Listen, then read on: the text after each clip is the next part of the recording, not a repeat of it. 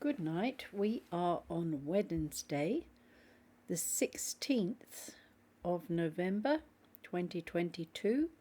It is 6 minutes past 10 p.m. I'm going to be sharing with you Saint Edmund C. and Archbishop of Canterbury.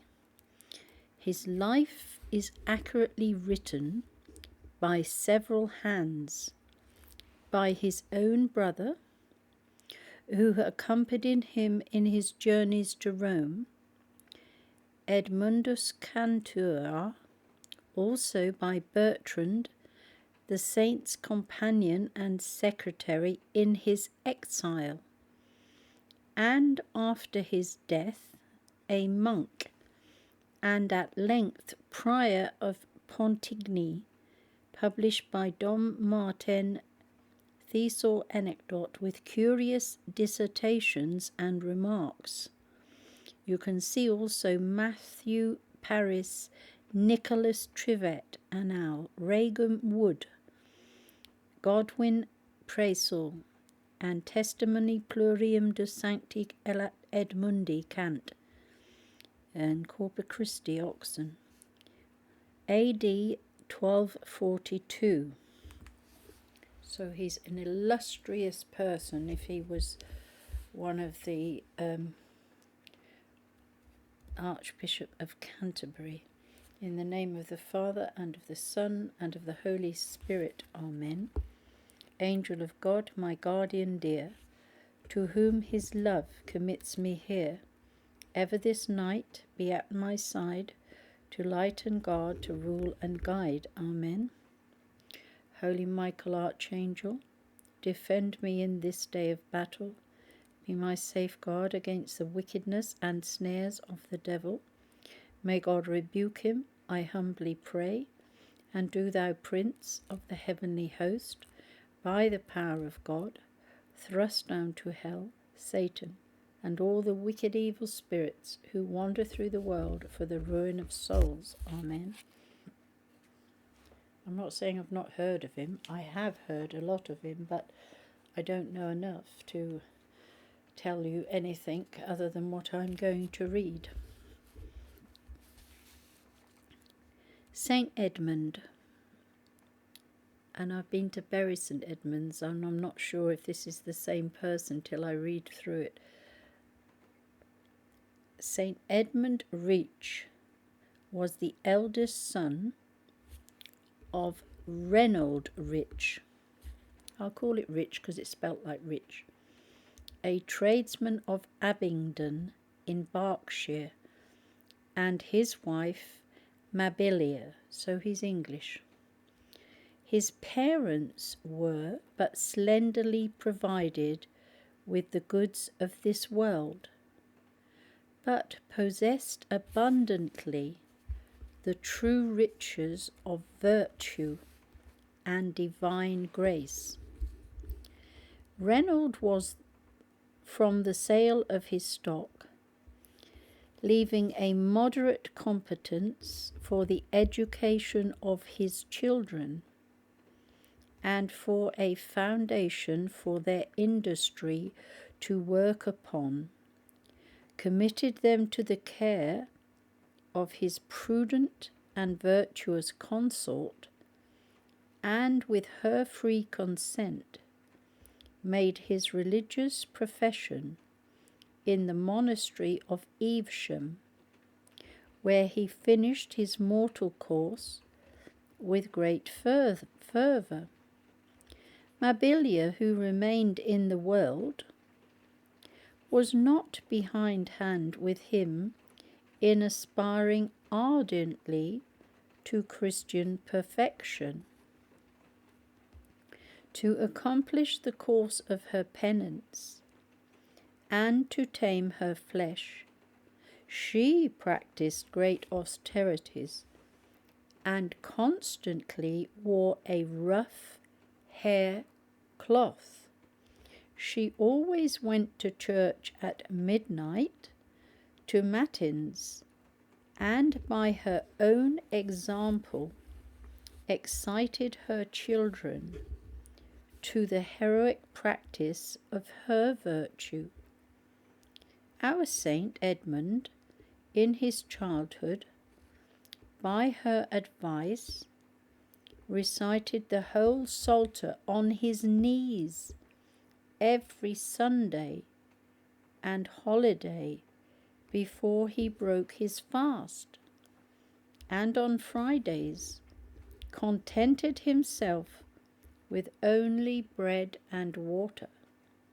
How zealous soever the mother was in inspiring into the tender minds of her children a contempt of earthly things, and the greatest ardour in the pursuit of virtue, and in suggesting to them every means of attaining to the summit of Christian perfection, Edmund not only complied joyfully with her advice, but always went beyond her directions, desiring in all his actions to carry virtue to the greatest heights, though in all his penances and devotions he studied secrecy as much as possible,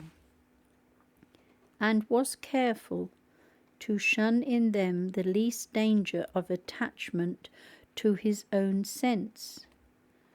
For that fundamental maxim of virtue he had always before his eyes, that even devotion infected with self-will and humour became vicious, and nourishes self-love and self-conceit, the bane of all virtue and grace in the heart. As for our young saint, he seemed to have no will of his own, so mild, complying, and obliging was he to every one, and so dutiful and obedient to his mother and masters, and the sweetness and cheerfulness wherewith he most readily obeyed, and seemed even to prevent their directions, showed his obedience to be the interior sacrifice of his heart, in which the essence of that virtue consists for a mere exterior compliance, accompanied with reluctance, and much more, if it break out into complaints and murmuring, is a miserable state of constraint and compulsion, and a wilful and obstinate slavery to self-will, that domestic tyrant which it fosters, arms and strengthens instead of subduing it.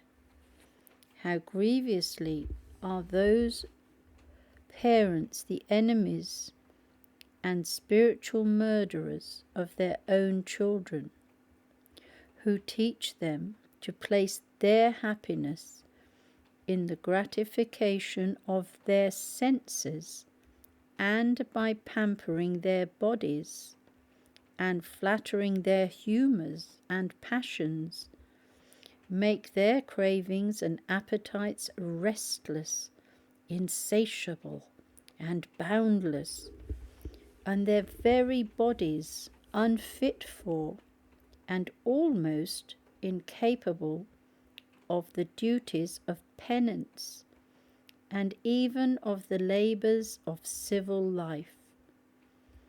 Abstemiousness and temperance were very agreeable, and a penitential life, which appears so difficult to those who have been educated in sloth, softness, and delights, was as it were natural to our saint, who had from his cradle under the direction of his prudent and virtuous mother, inured his senses to frequent privations, his body to little severities, and his will to constant denials.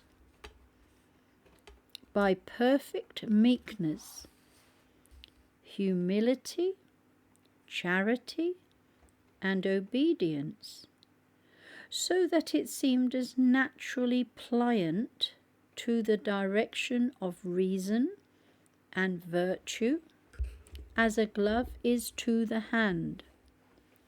To use the expression of one of his historians, and he was always a stranger to the conflicts of headstrong passions. The saint performed the first part of his studies at Oxford, in which he gave very early indications of a genius above the common standard. Excuse me.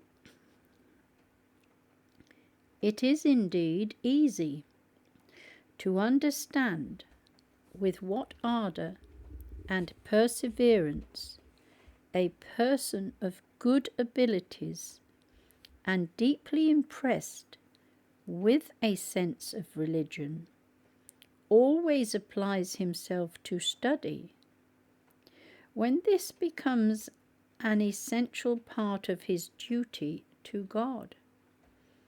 An uncommon fervour and assiduity in all religious exercises, and a genuine simplicity in his whole conduct, discovered his internal virtues and betrayed the desire he had of concealing them. Retirement and prayer were his delight, and he sought no companions but those in whom he observed the like pious inclinations. He was yet young when MABILIA, his mother, sent him and his brother Robert to finish their studies in Paris. At Paris they've written here, but it should be in, but they wrote at.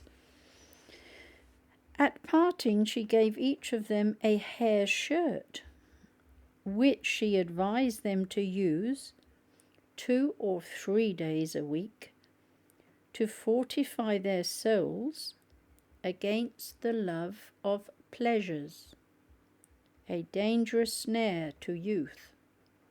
It was her custom never to send them any linen clothes or other things, but she made some new instrument of penance a part of her present, to put them in mind of assiduously practising Christian mortification.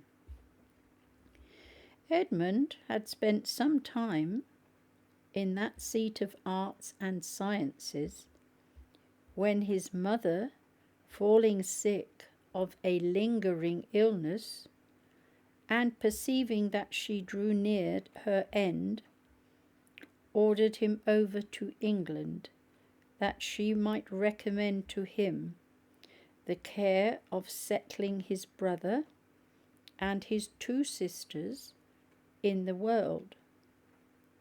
Before she died, she gave him her last blessing. The saint begged the same for his brother and sisters, but she answered, "I have given them my blessing in you, for through you they will share abundantly in the blessings of heaven." St. Edmund had no sooner settled his sisters, but he went back to Paris to pursue his studies. Whilst he lived at Oxford, he had consecrated himself to God by a vow of perpetual chastity under the patronage of the Blessed Virgin, in whom, under God, he placed a special confidence, and this vow he observed with the utmost fidelity his whole life, shunning with the most scrupulous care all levity in the least action, every dangerous liberty of his senses, and all company that could be an occasion of temptation. In his study he had an image of the Mother of God before his eyes, round which were represented the mysteries of our redemption. And in the midst of his most profound studies, his frequent ejaculations to God were so ardent that in them he frequently went into raptures. How desirous soever he appeared to become learned, his zeal to become a saint was much greater. By virtue he sanctified all his studies, and the purity of his heart replenished his soul with light, which enabled him to penetrate in them the most knotty questions and the most sublime truths. By his progress in learning, he was the admiration of his masters, and for the purity of his life he was regarded as a miracle of sanctity. He constantly attended at the midnight office in St. Martin's Church, and after that was over, spent some hours there in prayer, heard early Mass in the morning, and then repaired to the public school without taking food or rest. He went to Vespers every day, studies, works of charity, holy meditation, and private prayer took up the rest of his time. He fasted much, and every Friday on bread and water, wore a hair shirt, and mortified his senses in everything, allowing very little for his own necessities. It's turning the page. Allowing very little for his own necessities, he employed in alms the rest of the money which he received for his own uses. He seldom ate above once a day, and then very sparingly, slept on the bare floor or even on a bench, and for 30 years never undressed himself to sleep, and never lay down on a bed, though he had one in his room, decently covered, in order to conceal his austerities. After matins at midnight, he usually continued his meditation and prayer till morning, and very rarely slept any more. If he did, it was only leaning his head against the wall, as he knelt or sat a little while. Many years before he was in holy orders, he said every day the priest's office with salutations of the wounds of our divine Redeemer, and a meditation on his sufferings. After he had gone through a course of the liberal arts and mathematics, and had taken the degree of Master of Arts, he was employed 6 years in teaching those sciences, especially the mathematics, though to avoid the danger of the distraction of the mind from heavenly things, to which these studies generally expose a soul, he used as a counterbalance much prayer and meditation, to nourish constantly in his heart a spirit of devotion. Yet this at length suffered some abatement, and he seemed one night to see his mother in a dream, who, pointing to a certain geometrical figures before him, asked him what all that signified, and bade him rather make the adorable Trinity the object of his studies.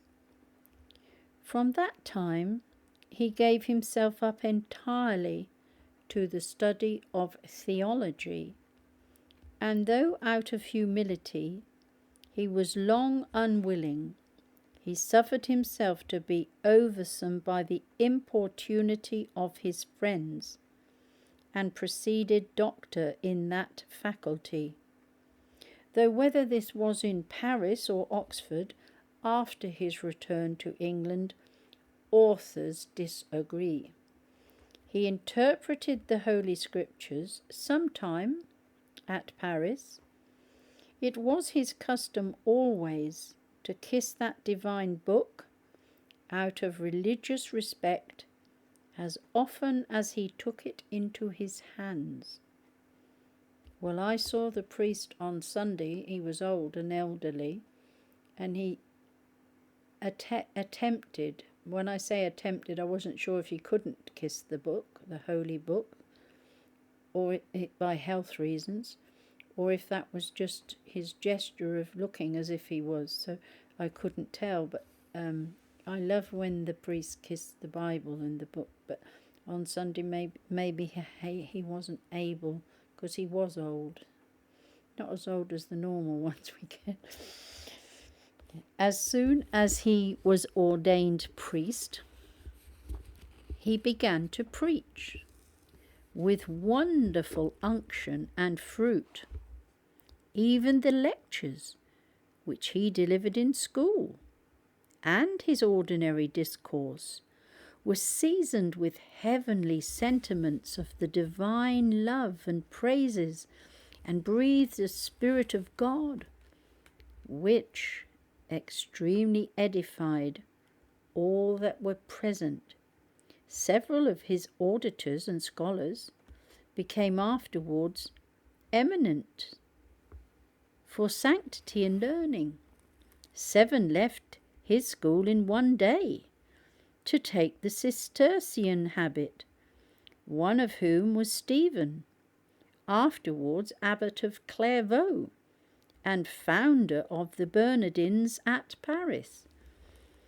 Returning to England, he was the first that taught Aristotle's logic at Oxford, where he remained from 1219 to 1226, but in frequent missions travelled often through all Oxfordshire, Gloucestershire and Worcestershire, preaching the word of God with great fruit and zeal.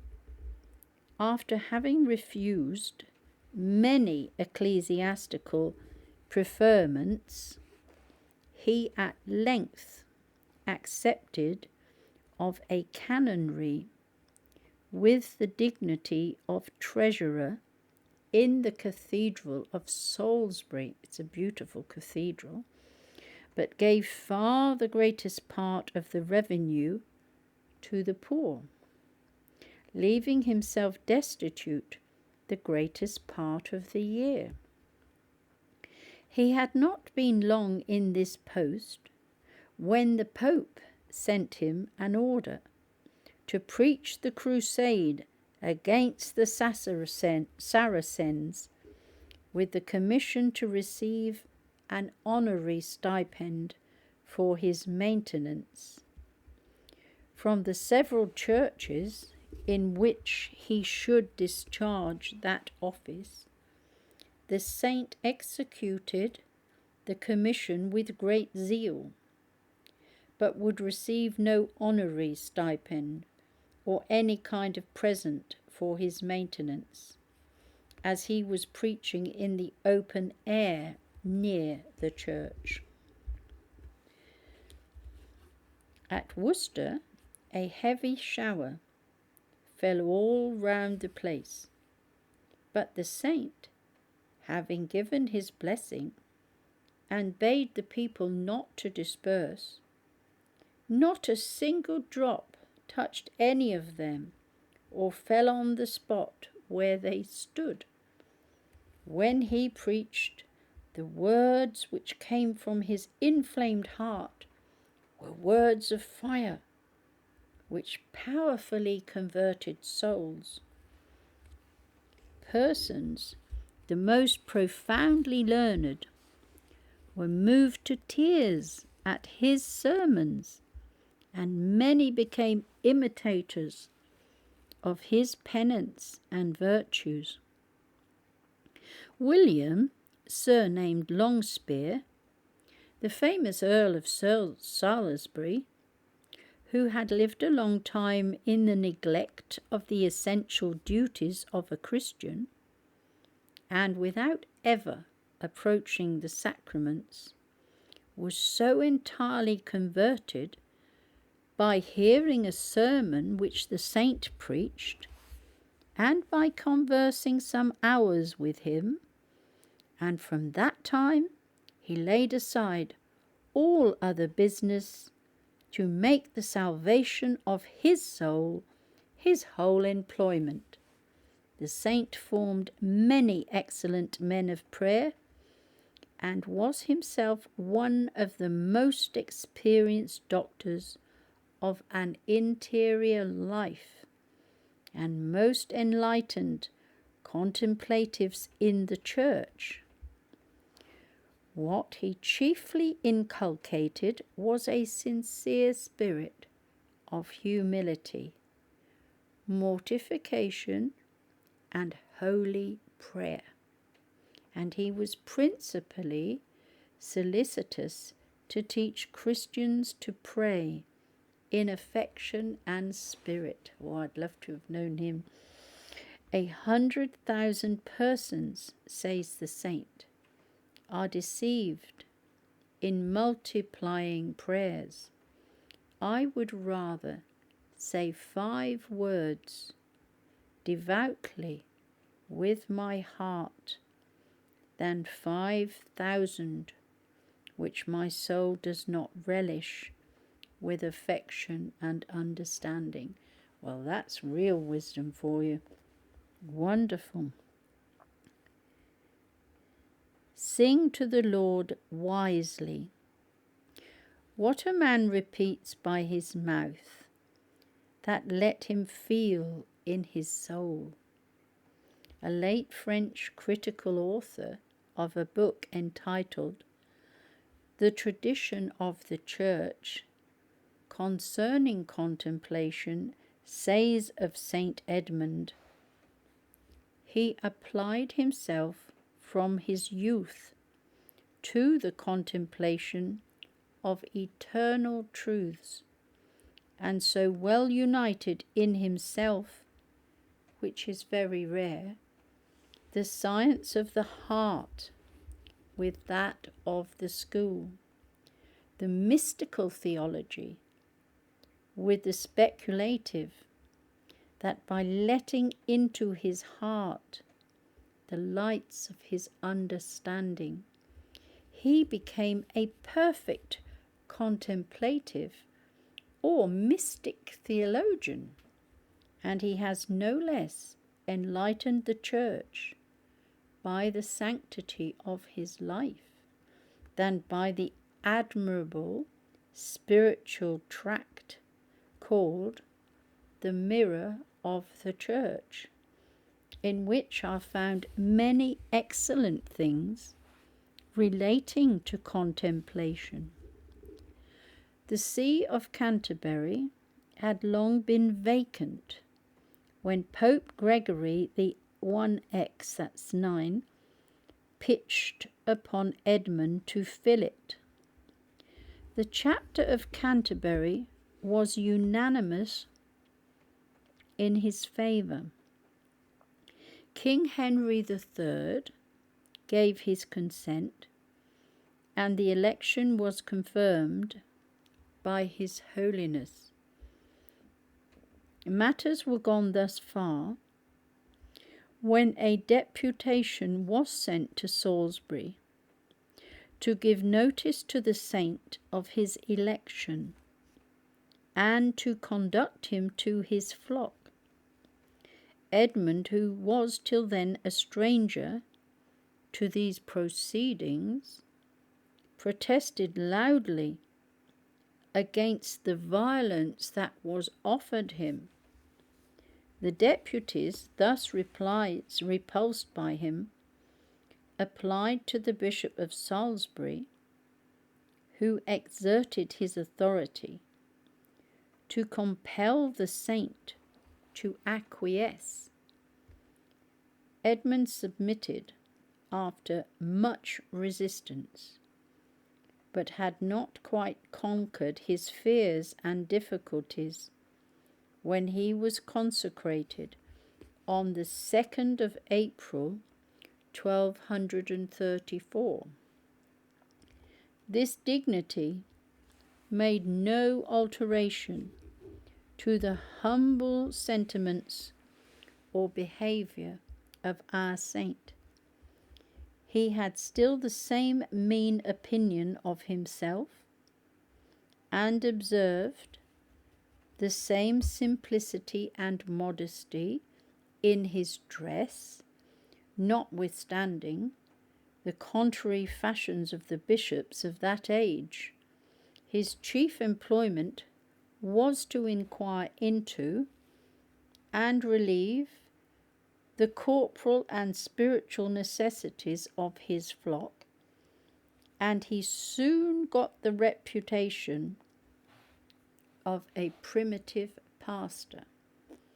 His revenues he chiefly consecrated to the poor, and had a particular care to provide portions for young women whose circumstances would have otherwise exposed them to great dangers. He gave vice no quarter, maintained church discipline with an apostolic vigour, and was most scrupulously solicitous and careful that justice was impartially administered in all his courts, abhorred the very shadow of bribes in all his offices, and detested the love of filthy lucre, especially in the clergy. For the reformation of abuses, he published his constitutions in 36 canons, extant in Lindwood, Spellman, Wilkins, Johnson, and in Labb's edition of the Councils. Amidst a great corruption of manners and decay of discipline, his zeal could not fail to raise him adversaries, even the children of his own mother, the monks of his chapter, and many of his clergy, who ought to have been his comfort and his support, were the first to oppose him and defeat his holy endeavours for restoring regularity, the purity of Christian morals, and the true spirit of our divine religion, which its founder came from heaven to plant amongst men. He sounds like the holiest man I've ever read about from childhood to now. Absolutely fascinating. And I heard a priest from Walsingham say he didn't know much about him, bless him, because we don't teach these things, do we? This is why I love this. I love what I'm reading here. For such a holy, holy man, we need more like him. Would we ever get one? There perhaps was never a greater lover of charity and peace than our saint.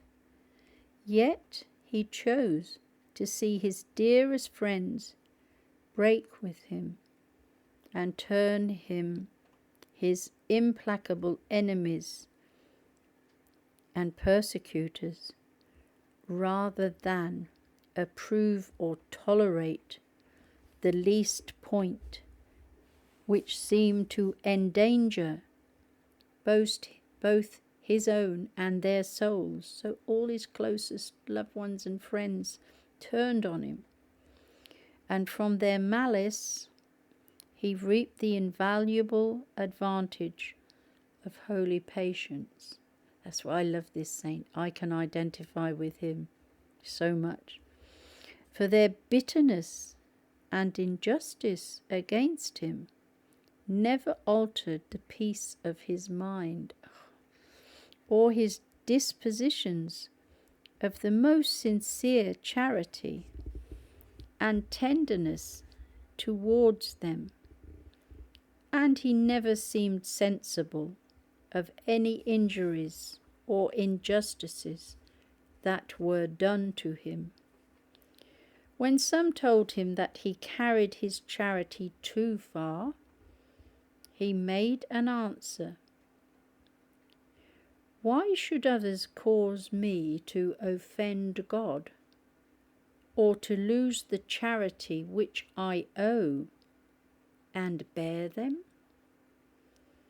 If any persons were to cut off my arms, or pluck out my eyes, they would be the dearer to me, and would seem the more to deserve my tenderness and compassion." He often used to say that tribulations were a milk which God prepared for the nourishment of his soul, and that if ever they had any bitterness in them, this was mixed with much sweetness, adding that they were, as it were, a wild honey, with which his soul had need to be fed in the desert of this world, like John the Baptist in the wilderness. He added that Christ had taught him by his own example to go to meet and salute his persecutors, and only to answer their injuries by earnestly recommending their souls to his heavenly Father. The more the saint suffered from the world, the greater were the consolations he received from God, and the more eagerly he plunged his heart into the ocean of his boundless sweetness in heavenly contemplation and prayers. Nicholas Trivett, a learned English Dominican, in his accurate history of the reigns of 6 kings from Stephen, tells us that Saint Edmund had always some pious and learned Dominican with him wherever he went, so they'll know a lot about him, and that one of those who lived to be very old assured him and many others that the saint was found in a wonderful ecstasy. One day, he says, when the saint had invited several persons of great quality to dine with him at his palace, he made them wait for a long while before he came out to them. When dinner had been ready some time, St. Richard, who was his chancellor, went to call him, and found him in the chapel, raised a considerable height above the ground in prayer. St. Edmund, while he was archbishop, kept a decent table for others, but contrived secretly to practice at it himself the greatest abstemiousness and mortification. The saint's trials grew every day heavier and threatened to overwhelm him. Yet he was always calm as the halcyon riding on the waves amidst a violent tempest. King Henry III, being by his bad economy and the insatiable thirst of his minions always needy, not content to exact his subjects, both clergy and laity, exorbitant sums, kept bishoprics, not prices.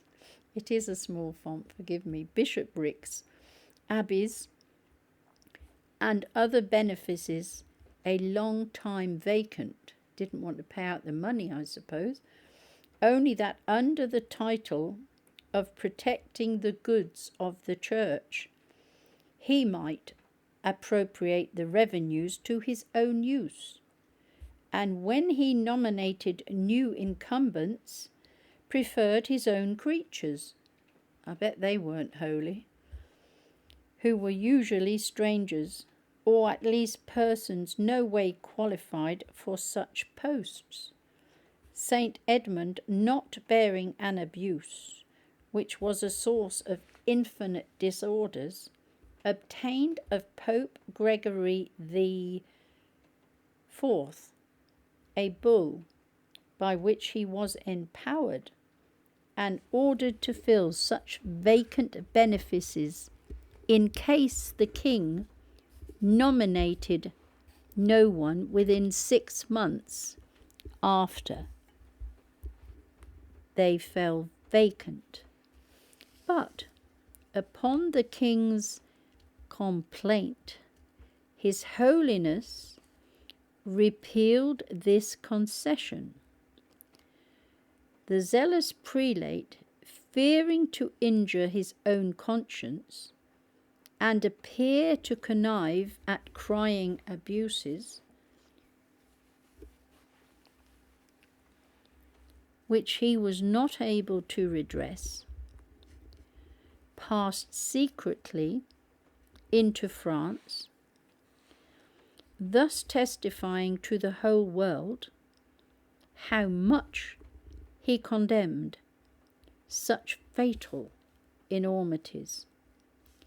Making his way to the court of France, he was graciously received by St. Louis, all the royal family, and city of Paris, where his virtue was well known. Thence he retired to Pontigny, a Cistercian abbey in Champagne, in the diocese of Auxerre, which had formerly harboured 2 of his predecessors, St. Thomas under Henry II, and Stephen Langton in the late reign of King John. In this retreat, the saint gave himself up to fasting and prayer, and preached frequently in the neighbouring churches, his bad state of health obliging him, in compliance to the advice of physicians, to change air. He removed to a convent of regular canons at SOISSY or SOISSY, whichever way that it's pronounced. It's spelt two different ways. Seeing the monks of Pontigny in tears at his departure, he told them he should return to them on the feast of St. Edmund the Martyr. That must be Bury St. Edmunds, mustn't it? That martyr. Which was verified by his body after his death, being brought thither on that day. His distemper increasing, he desired to receive the viaticum, and said in presence of the Holy Sacrament, "In thee, O Lord, I have believed. Thee I have preached and taught. Thou art my witness, that I have desired nothing on earth but thee alone. As thou seest my heart to desire only thy holy will, may it be accomplished in me."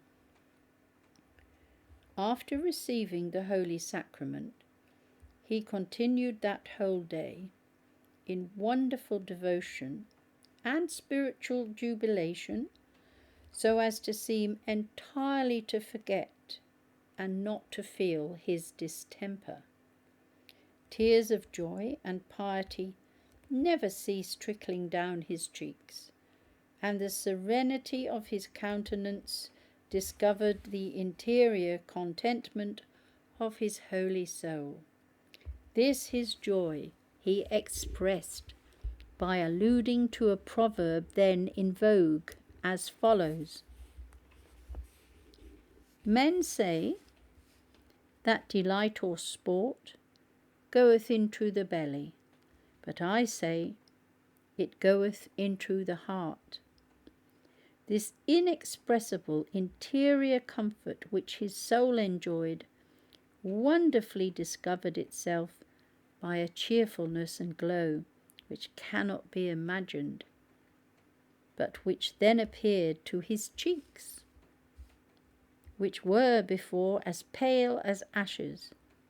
The next day he received the holy oils, and from that time always held a crucifix in his hands, kissing and saluting affectionately the precious wounds, particularly that of the side, keeping it long applied to his lips, with many tears and sighs, accompanied with wonderful interior cheerfulness and joy to his last breath. From his tender years he had always found incredible sweetness in the name of Jesus, which he had constantly in his heart, and which he repeated most affectionately in his last moments. In his agony he did not lie down, but sat in a chair, sometimes leaning upon his hand, and sometimes he stood up. At length, fainting away, without any contortions or convulsions, he calmly expired, never seeming to interrupt these holy exercises which conducted his happy soul to the company of the blessed, there to continue the same praises world without end. St. Edmund died at SOISSY, near Provinz in Champagne, on the 16th of November 1242, according to Godwin, having been Archbishop 8 years. His bowels were buried at Provinz, but his body was conveyed to Pontigny, and after 7 days deposited with great solemnity. Many miraculous cures wrought through his intercession proclaimed his power with God in the kingdom of his glory, and the saint was canonized by Innocent V in 1246. In 1247, his body was taken up and found entire, and the joints flexible. It was translated with great pomp in presence of St. Louis, Queen Blanche, and a number of prelates and noblemen. These precious relics remain to this day, the glory of the monastery, which from our saint is called St. Edmunds of Pontigny. Dom Martin, the learned Maurus monk, tells us that he saw and examined his body, which is perfectly without the least sign of corruption. The head is seen naked through a crystal glass. The rest of the body is covered by his pontifical garments. The colour of the flesh is everywhere very white. It is placed above the high altar in a shrine of wood, gilt over. One arm was separated at the desire of St. Louis, who caused it to be shut in a gold case, so as to be seen through crystal glasses. But the flesh of this arm is black, which is ascribed to an embalming when it was taken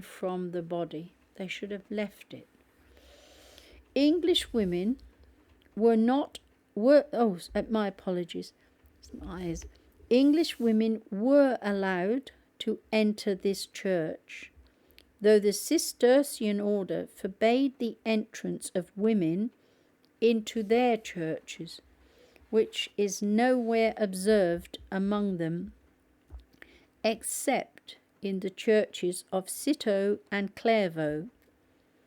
In the treasury at Pontigny are shown St. Edmund's pastoral ring, chalice and paten, also his chasuble or vestment in which he said Mass, which is quite round at the bottom, according to the ancient form of such vestments.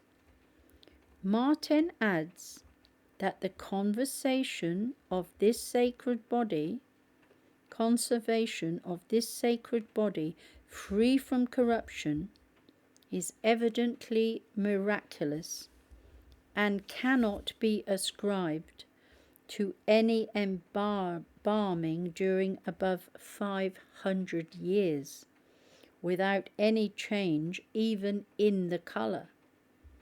Several miracles wrought through this saint's intercession were authentically approved and attested by many English bishops, as Stephen, a subdeacon, who had been 6 years his secretary, assures us, who adds, "Numberless miracles have been performed by his invocation since his deposition of the truth, whereof I am no less certain than if I had seen them with my own eyes." One he mentions that was wrought upon himself. He had suffered an intolerable toothache with a painful inflammation of his left jaw for 2 days, without being able to take any rest, and till calling to mind his blessed father Edmund, he with prayers and tears implored his intercession, and quickly fell into a gentle slumber. When he waked, he found himself perfectly freed from the toothache, and the swelling entirely dissipated.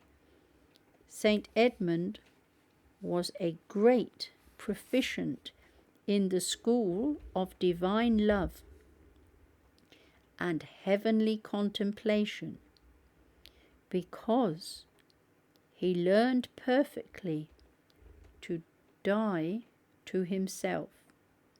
Man's heart is, as it were, naturally full of corruption and poison, and abandoned to many inordinate appetites and subtle passions, which successfully exercise their empire over it, artfully disguise themselves, and infect even his virtues. God often condemns the hearts of those whose actions the world admires, because, having chiefly a regard to the interior dispositions and the purity and fervour of the intention, he often sees virtues which shine brightest in the eyes of men to be false and no better than disguised vice and self-love.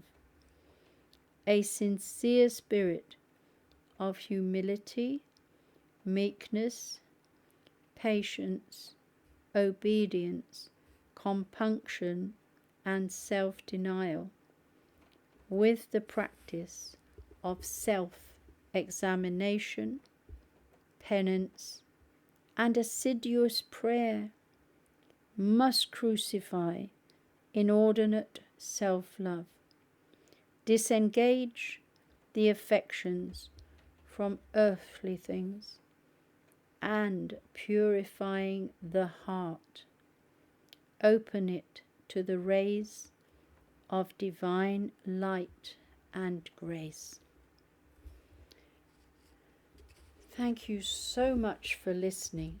I thoroughly loved reading about that saint's life. I had no idea how holy, how devout, how good. I really do love his life. I think in my prayer I will start asking him to intercede for me and my family, my children, my grandchildren, my friends, my loved ones, my enemies. What a saint. I just love. So far, out of all of the ones I've recently recorded, this, of course, I want to do St. Teresa of Avila, who I love. I haven't done her yet. That was last month, and I just only got the book about that time. So, but this saint, isn't he wonderful? Oh, special. So if you have any issues, Deborah or any of you, ask his intercession, because I think you'll get answers to your prayers. God bless you. Thank you so much for listening. I'm sending you God's peace in abundance.